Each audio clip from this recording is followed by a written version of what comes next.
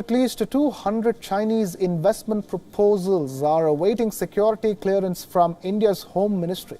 This comes after India changed its foreign direct investment rules in the month of April to protect crisis-hit domestic companies from hostile foreign takeovers during the pandemic. The new FDI rules have made prior government approval mandatory for countries which share a land border with India. A report said that the Home Ministry has received 200 proposals from China since the month of April. However, none of them has been approved yet.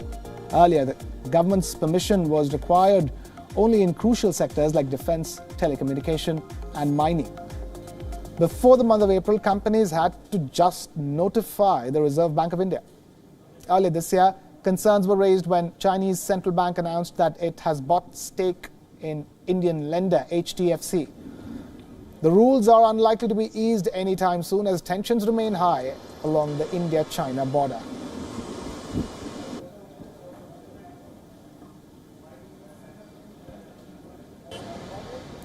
And now we have our principal diplomatic correspondent Siddhant Sibal joining us live here on WION Dispatch straight from India's capital, New Delhi. Siddhant, talk to us. This is an important development considering the decision India took about companies from countries that share a land border with it.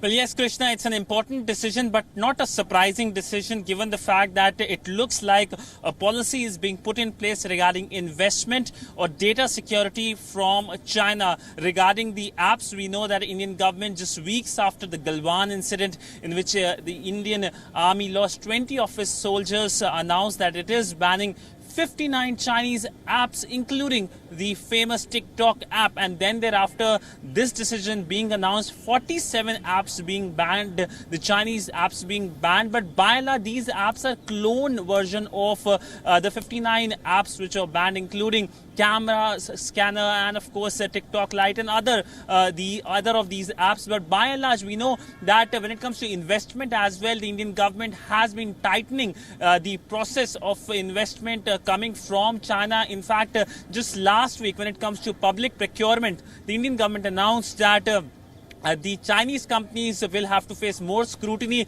There was, of course, no mention of China, but the fact that India mentioned all the countries which share land border with India will have to go through a security measure, which includes a review by the Indian Interior Ministry, that is the Home Ministry, and the MHA. But by and large, we know that this is going to be and expected to be a loss for China, given the fact that it loses share in one of the largest markets on the planet. And of course, we have seen what India did has acted as a so-called inspiration for other countries as well. In fact, the US government, the US Secretary of State Mike Pompeo publicly lauded India's decision to ban these apps, and now it seems that other countries are taking a cue from that. In fact, Australia, Japan, US, a concert of democracies can be seen when it comes to the increased Chinese aggressiveness in the region and across the world, and also blocs like the EU and the ASEAN. So it will be a difficult moment and a period for China, because political actions by Beijing are going to translate into strong